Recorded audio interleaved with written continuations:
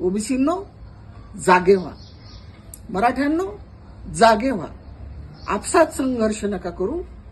तर भाजप नमस्कार, मी उषा दराडे बेडून बोलते. जरांगे पाटलांनी मुंबईमध्ये मोठं आंदोलन केलं, मोठं संघटन केलं, कौतुक तर करायलाच पाहिजे. फडणवीस म्हणाले की हैदराबाद गॅजेट प्रमाणे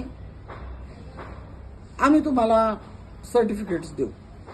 त्याच्यानंतर आता वादाला तोंड फुटायला लागलेली आहे, चर्चा सुरू झालेल्या आहेत. कुणी म्हणतं की त्या गॅजेटचा मराठ्यांना काही फायदा होणार नाही.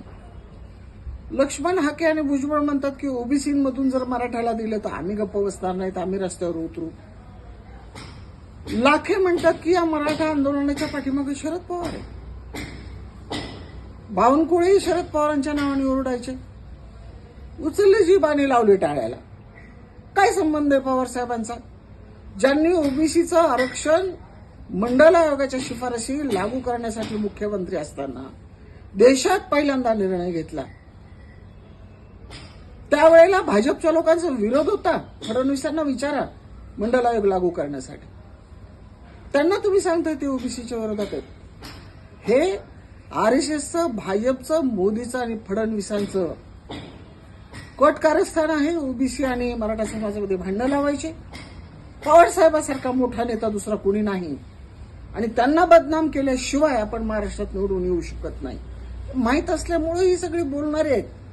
ह्यांची सगळ्यांची बोलवते धनी फडणवीस आहेत आणि फडणवीस आरएसएसचे आहेत, मनोवादी आहेत, ज्याने कधीच ओबीसीला मान्य केलं नाही, दलितांना मान्य केलं नाही, भटक्यांना मान्य केलं नाही, आदिवासींना मान्य केलं नाही, महिलांना नाही मान्य केलं.